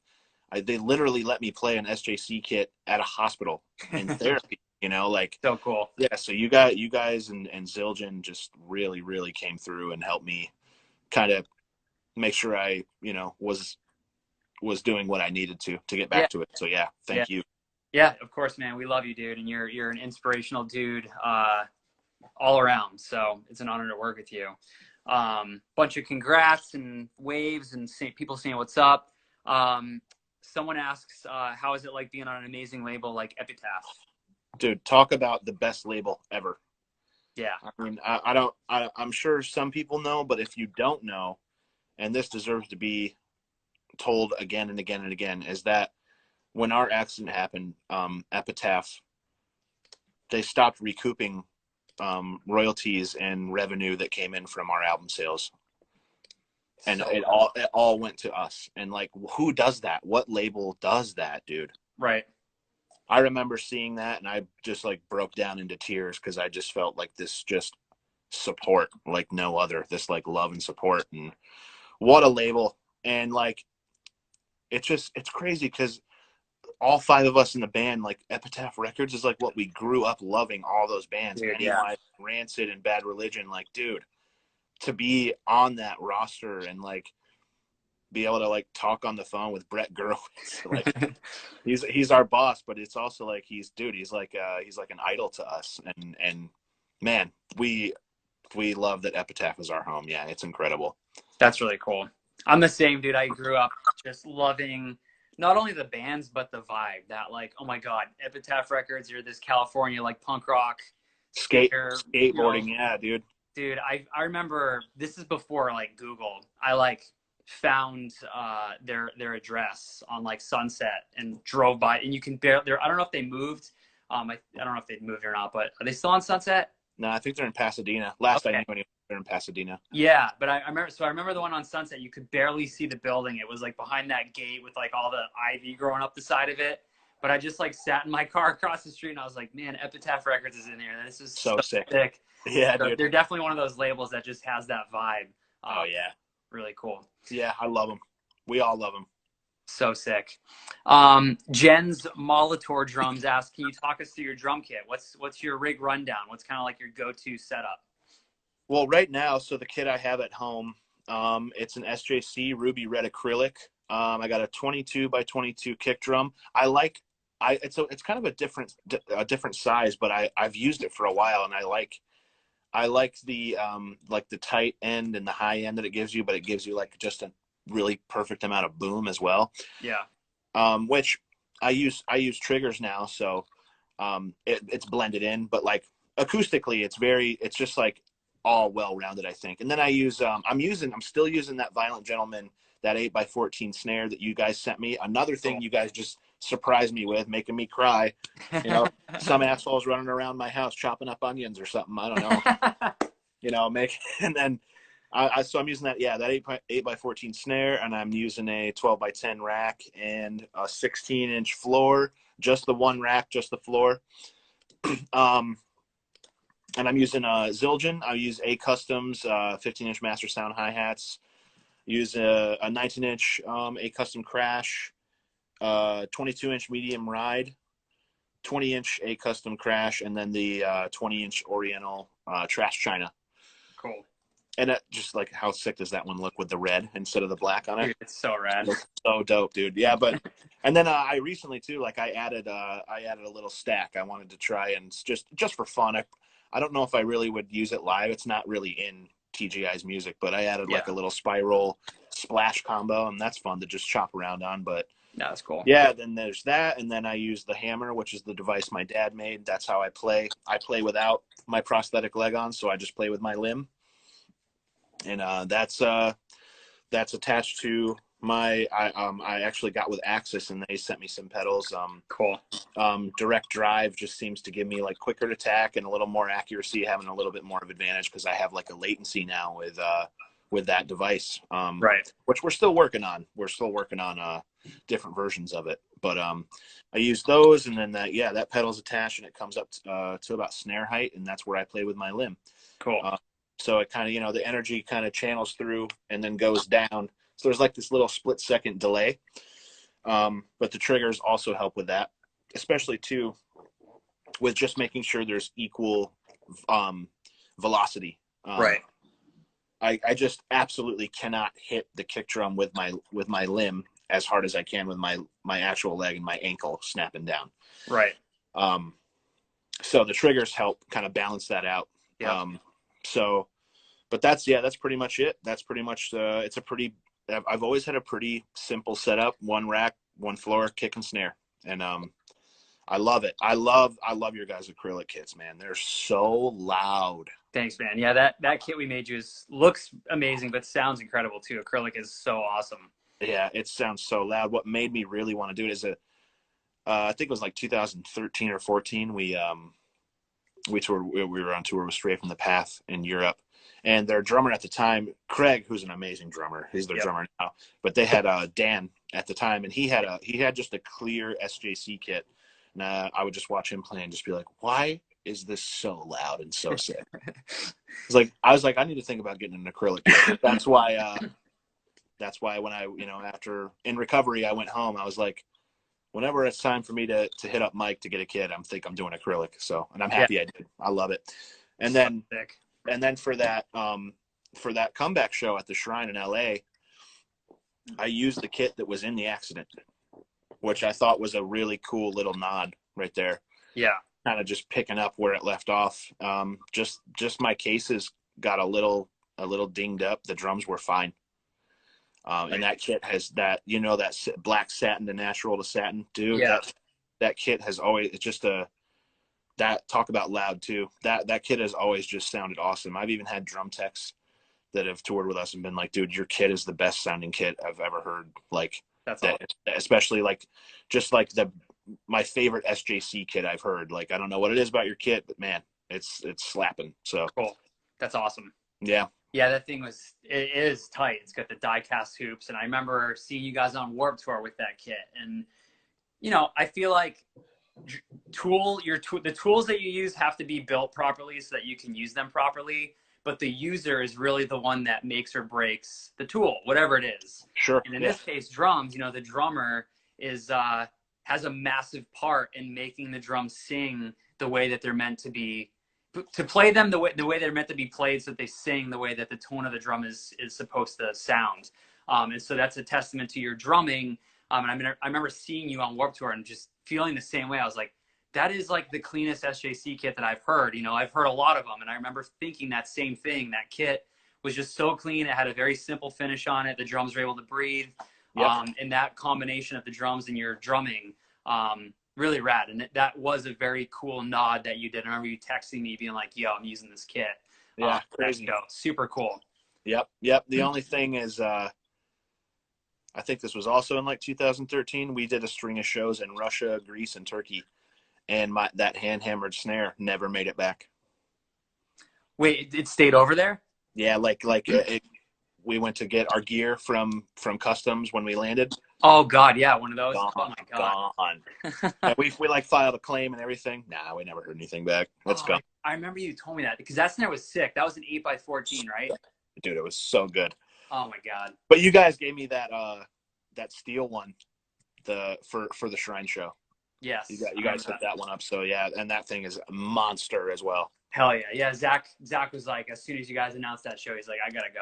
I'm going. I was like, oh yeah, you should. I'm glad he did. Yeah. So cool. I was jealous. I had some stuff going on with my family, but I would have been there with him. But he was taking plenty of video and FaceTime me from there. Yeah, absolutely. Forever in Music is just said that show is breathtaking, and being able to fly across the country to experience it was once in a lifetime experience, and they had no words. That's really cool. Yeah, thank you. I'm so glad you were able to make it. I'm so glad anyone was able to make it, because, man, that night had a vibe to it. And if you were there, you know exactly what I'm talking about. There was just an energy that was, you can't even describe it. So that's awesome. Yeah, very special night. Hell yeah. Hey, Jim. He says that we're hot. You're hot too, Jim. Thank you, Jim. Where's Jim at? Because is he on the West Coast now? Yeah, he's in Vegas. Oh, you're in Vegas, Jim. Wow, that's cool. Yeah. 3 of the guys are now. Vigil, Zach, and Jim are in Vegas. I would like to end up there within the next couple years. Yeah. Cool. I'm ready to get out of this wind. I'm done with cold weather, man. Dude, I want. Amen, brother. I'll be hot and suffer in heat than. Yeah. I'd rather do that than have like we said 3 months of like, oh, it's gonna be nice for a minute, and then back to just cold, depressed. Yeah. Dude, yeah, I'm not a depressed person, but my gosh, bro, like my wife and I have been talking the past, I mean, it's May 13th. It's the middle of May right now, and I'm sure the weather's similar in where you are, but it's like, it might be 50 degrees today. Like, we might be able to go outside with like just one layer of a sweatshirt and a coat on. Like, yay. Yeah, I saw snowflakes last week in May. Yeah, it snowed. Like, it snowed here. We got like, it wasn't much. It was only like an inch on Saturday, but like, really? It's crazy. Almost June. Come on. Like, come on, bro. I'm over it. Let's move SJC to Vegas or something out there. Yeah, for real, dude. Vegas is awesome too. It is cool. Yeah, that's dope, man. Floor Ryan is asking, name 3 bands you want to tour with. What's your like dream tour? Craziest lineup you could think of. Oh, so all in one tour? Like a one dream tour. Dang. Wow. Okay. I think Slipknot headlining would be like ultimate. Just from like just a childhood dream come true thing. Yep. With I'm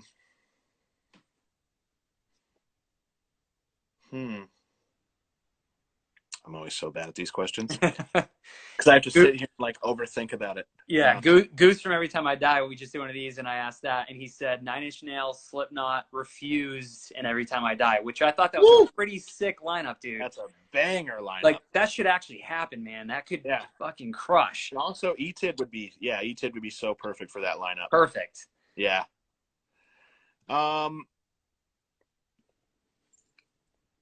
Man, I don't know. You could just use that. You could use that and say ETID and the Ghost Inside, or just you guys instead of ETID. That'd be cool.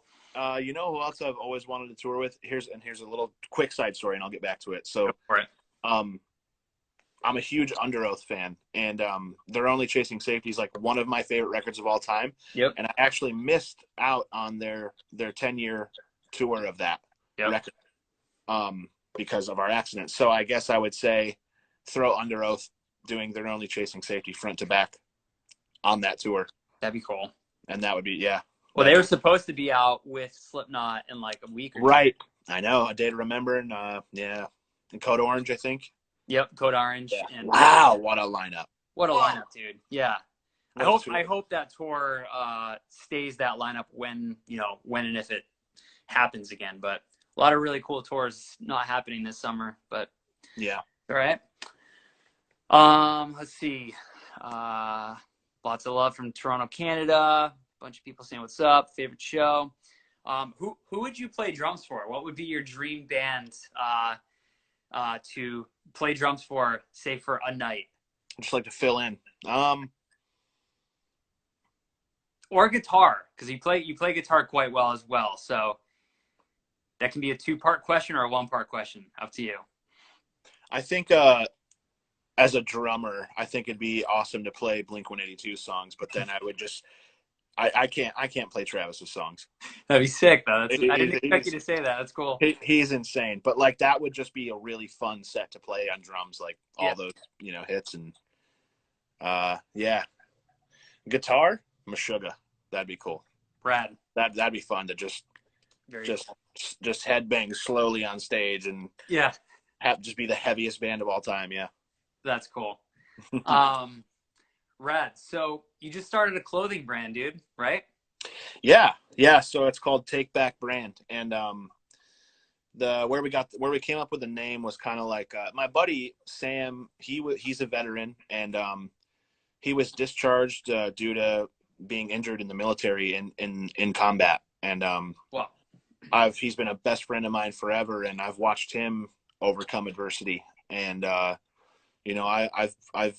gone through what we did in the band with the accident and everything, and we both agree that like there's only one option when something terrible happens. Like you have to not look back. You have to like look forward and fix it and adapt. You have to take your life back. You have to take back what's yours and whatever you lost, and that should be your attitude. And that's sort of what the brand promotes, is that idea and that lifestyle.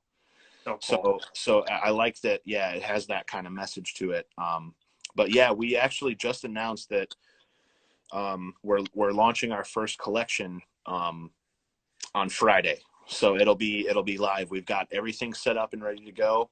What it's going to be now, how we've structured it, is that it's going to be pre-order only. So it will take people.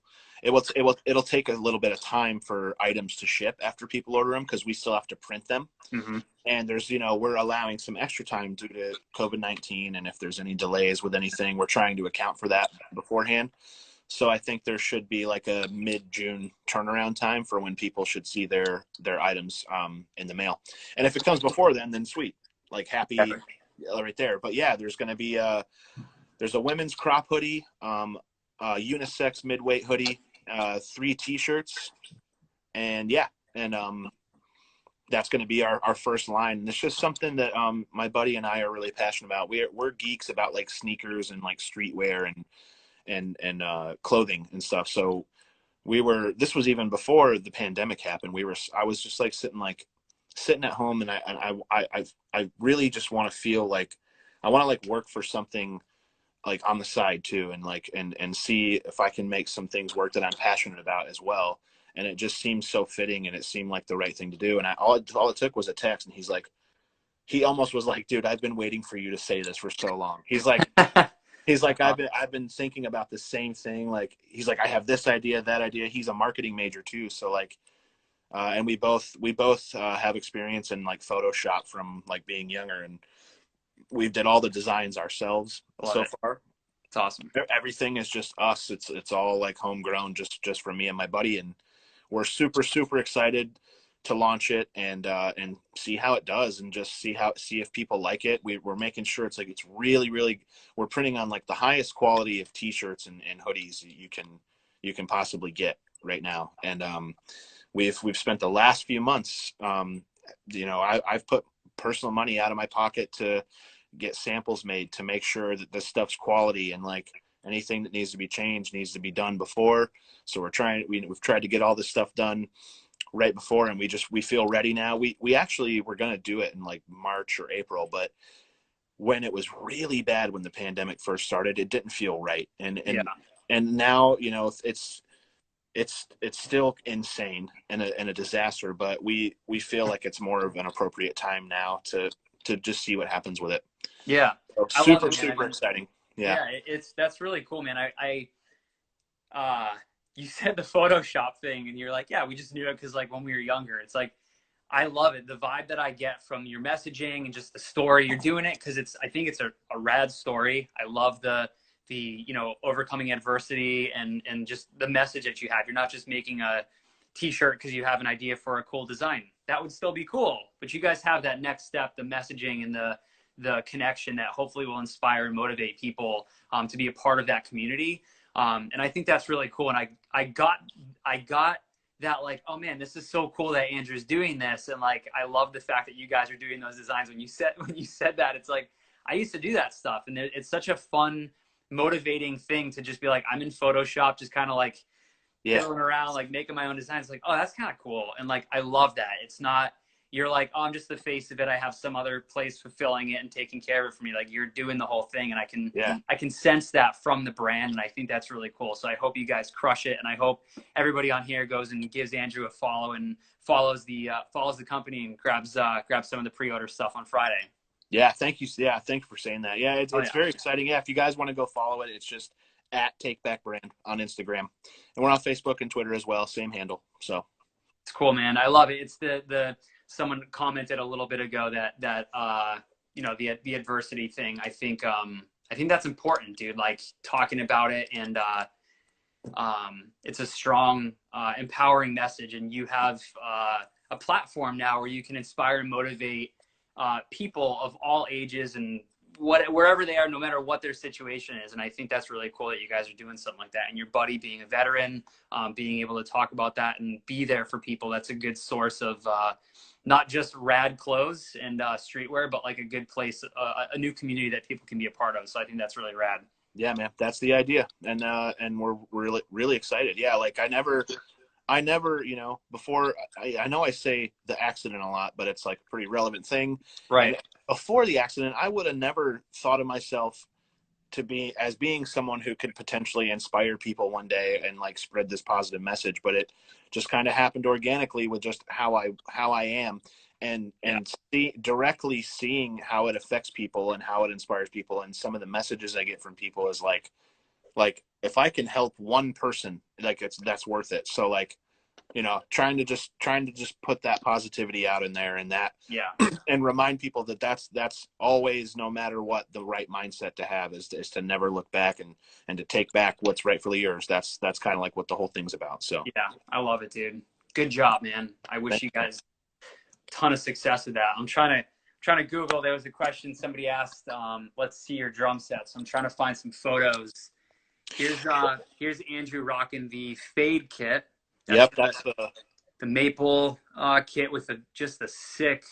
Isn't that just classy looking? So classy. It was like a dark walnut, very close to black, just a natural satin burst.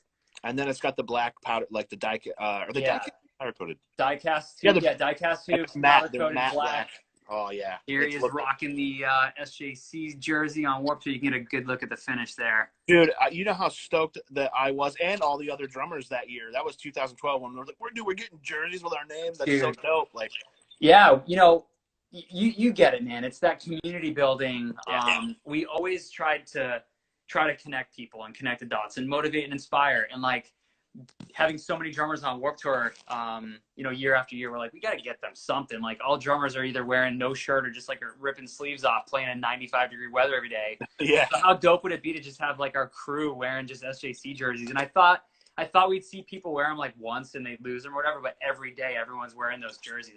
Became like a thing on Warped Tour. Like, you didn't even need the logo on your bass drum head anymore. It was pretty sick. Yeah, I straight up wore it. We did Warped Tour 2012 and 2014, and I had the blue one. And then I had the black one. I wore them for every single show of both Warped Tours we did for 2 months straight. So sick. Didn't smell that pretty, but it looked great. It had the little vent holes though. You could it was breathable-ish. It absolutely was. It absolutely was. Then here's the acrylic beast. Ruby red acrylic chrome hardware. It's got that sick black satin hoop with the red diamond inlay. Yep. And it then just looks like it sounds sick. And the TGI logo just happens to be a perfect kick drum head logo. It's a circle anyway. Yeah. But dude, that ruby red, man, that's just so attractive, isn't it? Yeah, so sick. You can't go wrong. You can't go wrong. You can't go wrong, dude. I remember the dudes made that kit, and it was just like, man, like this kit looks just so clean. You get the ruby red shells, and you're like, all right, these are sick. And as it comes together, you put the wood badge on there and stuff. Just so rad. So clean, dude. Yeah, I love it. Very cool. Somebody at Forever in Music asked if you could play anywhere in the world, where would it be? Well, I guess I would have to say anywhere in South America, because that's the place we haven't hit yet. Ooh. We've been to South Africa, we've been to Asia, Russia, we've been to all over Europe and UK. I've been to Mexico, Canada, US, South America. We were supposed to do over the past 10 years, I think, a few different times, and fell through both times, the plans to do those tours. So that's a place we would love to try and get to, just because we would love to go see how it is over there. And we've heard nothing but insanity. Yeah. That it's just crazy over there. And I've seen, videos of bands of all different statures and sizes, and it just looks absolutely crazy. So yeah, it'd be so cool to go play in, Brazil or Argentina. Oh, yeah. I'd love to see those places. So I think that's what I'd have to say. Cool. Great answer, man. That's cool. Yeah. Drummer from Hell asks, top 3 favorite horror movies. Well, number 1, hands down, is 1978 Halloween, the John Carpenter's Halloween. That's not only my favorite horror movie, I think that's just my favorite movie of all time. I'm never not in the mood to watch it. It still creeps me out to this day. It reminds me of when I first saw it and how I don't know, it's just tied to memories, and that's the number 1. Number 2, I would have to say, is a very modern one, and it's this movie Hereditary that came out a couple years ago now. Whoa, it's just it's crazy, man. It had me. I went and saw it in theaters, and then I came back home. I went to a late showing, and I laid in my bed, and I was just staring at my ceiling for hours, just thinking about it. That's cool. It's one of those that has that effect on you where you're thinking about it for the next 2 days. Yeah. Incredible movie. Number 3 is I guess I'd say Friday the 13th Part 4, because I'm a gigantic fan of 80s slasher movies, and Michael, Jason, and Freddy, they're the 3 kings of slashers, and I think I'd put Friday the 13th Part 4, the final chapter, as my 3rd. That's the first one with Corey Feldman, and man, just a classic. Yeah. Sick. Yeah. That's cool. So Drummer from Hell clearly is a fan of you, because that was a good question to ask. Yeah, absolutely. Horror movie expert that you are. I love talking horror movies, and man, I have a room in my house that it's probably good that I live alone at the moment, because I don't think anyone I ever live with will allow this collection room I have. You know what? Screw it. Let's check it out, bro. Taking you in. I don't have it I usually have it lit up, but I've been kind of using it for storage lately. But I'll just throw the light on real quick, and yeah, I have a problem. I have a problem. Sick. We got an original clown Slipknot. Oh wow, that's so tight, dude. Wow. Yeah, and these all light up and stuff, but there's a Part 8 Jason, and Halloween 2 Michael. We got the Tim Curry Pennywise. Cool. Just all my favorites. We got Freddy. I got a life-size Michael here. Sick. Yep. Slimer. Dude, the Slimer is so rad. Yep. So sick. And life-size Jason there. Cool. Bunch of old vintage Scream masks, and then just another wall of rad. Some of the favorites over here. I just got a whole bunch of stuff in here. Yeah, this is just stuff I've acquired over the years, and I was well, I bought a house 2 years ago, and I was like, I'm gonna need a dedicated room to store this stuff.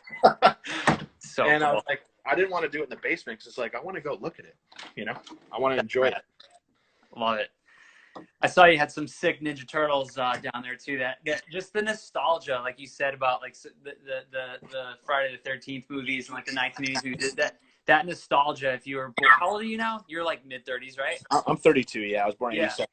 Yeah. So like the mid to late 80s babies, like you get that feeling like looking at that stuff. When I saw the Ninja Turtles, I'm just like, man, it makes me feel a certain way like when I was a kid. Like I love it. It instantly ties to like childhood memories, and that's why nostalgia. That's why people love it so much. Yeah, like those are like from the original movie. Like these like they're like this big. Yeah.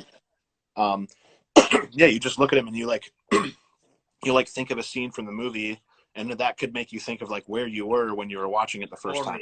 What was going on in your life, or like, being a preteen, like again, like you were mentioning, getting into drums and music, like you're just your spidey senses are going off so much. You're a sponge, Yeah, our minds are like time machines when you can just hop back and you feel like you just remember all this stuff. So cool. I'm a big sucker for it, for sure. Yeah, I was at a comic book shop. Probably, I don't know, right before the pandemic hit. My wife and I were out to eat. Like the last time we went out to eat, we went to a comic book shop beforehand, just like right next door to this restaurant we went to, and they had one of a life-size ET. Like it's like 5 foot tall. You've seen those, I'm sure. That's so sick, dude. I love ET. It was, dude. I figured. I asked the guy. I was like, because I want to buy it, and I figured it'd be like $1,000, and like I was prepared to be like, yo, Lindsay, can I grab this like for like a Christmas and birthday and the next Christmas present for myself? And he was like, it's only $300. And my wife wouldn't let me get it, but I'm destined to get the life-size ET one day. Yeah, let me know if you find another one because I want one too. Well, dude, this guy, bro, the guy was like, he knows the place to get them. It wasn't like a used, stinky one. It was like, it was new. Yeah. The guy was like, we've got a guy somewhere around here that makes them, bro. When you guys start, when you're able to tour again and you're out here and you play in Connecticut, I got to take you to this spot. We did, speaking of Slipknot, we filmed like a really cool documentary about Jay Weinberg. And we went to this place in Connecticut down the street from where they played called Wild Bill's Emporium or something like that. I forget the name of it, but we shot some of the interviews there. And this guy has like a massive, like 2,000 square foot comic book shop where he has just, you'd go nuts. We'd have collectibles and stuff. Just everything you could imagine. We got to go. I'm gonna write that in my calendar so that when you guys come through Connecticut or Massachusetts, we'll go. I would love to go. Yeah, that sounds awesome. It's just, those places are just so cool, like just so fun and inspiring and just like, yeah, they really are nostalgic. Yeah. I love it. Yep. Cool, man. Well, is there anything that we didn't touch on that you wanted to talk about? I can't think of anything really off the top of my head. No, I think we covered a lot. But yeah, we did. That was a fun chat, man. Yeah, super fun. Yeah. Anybody have any other questions that you didn't get to ask? Because we're gonna get kicked off here in about 9 minutes. What else do you guys want to know? What's your favorite food, man? Dude, I think Mexican's the one for me. Mexican, bro. Same. I love it. I think Mexican's my number one. What'd you do last week for Cinco de Mayo? Did you make anything special? Get takeout? I made some margaritas, that's for sure. Yeah, ditto. I made some frozen margaritas and dope. Yeah, I just made like, not the best tacos ever, but with what I had in the pantry and the fridge, I with. Yeah. Dude, same, man. My wife and I made some tacos and I was really looking forward to it, and we ate and we were just like, nah. Right. Yeah. But the margaritas though, that was nice at the end of the night, having a couple of those at the end of the night. Love it. Well, dude, we're overdue for like a proper hang in real life. So when we're all allowed to, and again, when either you're on tour or whatever, we're gonna get Mexican food and we're gonna go to that Wild Bill's place. That sounds like the best day ever. Wow. It's gonna be sick. All right, lots of questions coming in now. We're gonna rapid fire. Favorite TGI show you ever played? Come on, these are so hard. Well, I can think of a really memorable one right off the top of my head. At least I can say, I don't know if it was my favorite ever. I would say probably the Shrine is, but pre-accident, we played a show in Athens, Greece, in like a small club that was almost scary of how insane it was. Yeah, I imagine. I mean, people cartwheeling over my drum kit, and like on there was 50 people on stage. Like, it felt like it was going to cave in. It was absolutely insane. That's just like a super memorable one. Yeah. Oh my God, I'm sure. Yeah. So rad. What size sticks do you use? So I've been using Vic Firth 3As for the last, like, I don't know, 6 or 7 years now. Matt Greiner turned me onto them. Cool. When we toured with August Burns Red ones. That's what I've been using recently. I haven't changed or thought about changing in a while, so I'm pretty comfortable with those. Awesome. What have you been listening to? Anything new that you didn't think you'd be listening to, especially during the quarantine?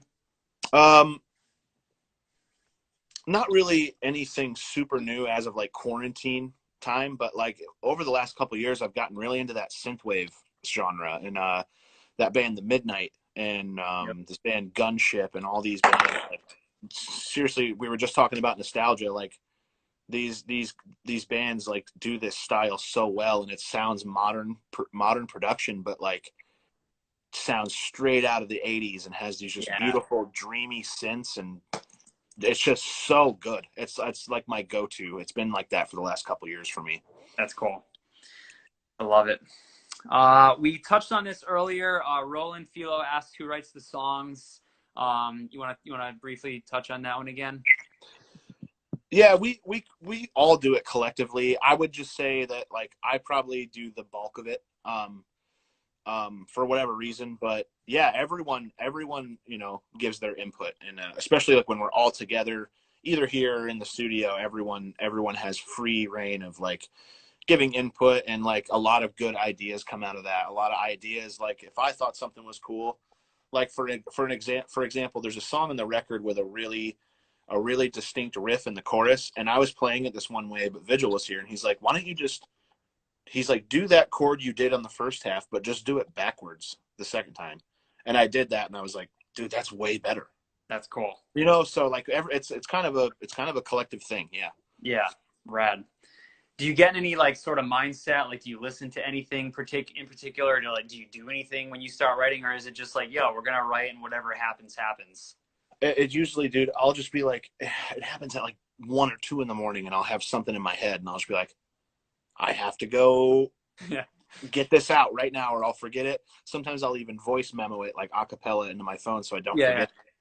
But usually, dude, it just comes like out of nowhere, and it's just like something I start hearing in my head and like try to transcribe it the best I can. Sometimes that works, sometimes it doesn't. But there's other times where like someone will say, we should try and do a song with like this kind of vibe, and then we'll try to build around that. So we take a few different approaches to it. Yeah, that's cool. That's got to be frustrating for I'm not a guitar. I don't know how to play guitar or any of that stuff, so I don't particularly write stuff. But I imagine if you have a riff in your head and it's the coolest thing ever, through the process of you trying to get it out and figure it out on the guitar and hearing the wrong note or whatever, it may take away what you had in your head and you lose it. Happens all the time. Does it, dude? Because I have wicked bad OCD, and that would drive me insane. It happens all the time. I'll hear something in my head. I'll hear the full thing, like 2 guitar tracks, a bass, and drums, and I'll be like, that would be so sick. And then I'll go and try and figure it out. And then by the time I figured it out, I was like, that is not even close to what it was. And I'm like, I'm doing so. And then those are the times where it's like, I just scrap that. Yeah, that's frustrating. That happens a lot. Yeah. Part of the process, though, right? Yeah, it is. King Durr, I don't know how to say your name. 12-year-old drummer wants a shout out. Hi. King Durr. Hell yeah, man. Yeah. What's up? Stopping by. Thanks for coming to hang out, man. Oh yeah. And then somebody in here a couple minutes ago, I don't know. My thing paused. SRIZ Alpeo, whatever. It's your birthday. Happy birthday today. Oh, happy birthday. How old are you? What are you doing during quarantine to celebrate your birthday? Hopefully staying in. Yeah. Probably Netflix, Hulu. I just watched, speaking of horror movies, I watched a really good horror flick a couple nights ago. It just came out on Hulu, The Lodge. Ooh, I saw that I was in Hulu last night. I saw it. It's cool. Check it out. It's insane. I'll watch it. My wife doesn't like watching movies like that, but I'm gonna convince her to do it because we need to shake things up because we're watching the same thing for the past 2.5 months now. And Yeah, it'll be exciting. Yeah, it'll be a little switch up. yeah, switch it up. Well, cool, dude. Thank you so much for hanging and the motivational, inspirational, words of wisdom from just music and everything that you've been through. Love you very much, dude. So honored to have you in the SJC family. Can't wait to hear the rest of the tracks on the record. Everybody hanging on this stream, thanks for hanging in for the incredible questions. Yeah, go give Andrew and the Ghost Inside a follow and definitely check out the 2 songs that they've released so far. We're in for a treat when the record comes out. Yeah, can't wait. Thanks for having me. And dude, it's been good talking to you. We need to catch up more. I know. Like you said, hopefully, man, sooner than later, we can get together and get those tacos and go see some cool collectibles and stuff. It's happening, man. Like I said, I'm OCD, so I'm gonna have a Post-it note on my computer until that happens, and yes. it will be extremely fun when we do it, dude. I can't wait for it. So stoked. Yes, man. Dude, great Sick. talking to you. Great seeing you again. You as well, man. All right, much love, dude. Thanks everybody for joining. Right. And yeah, thanks everyone. Be safe. Talk to you soon. All right, man. Later. Later, dude.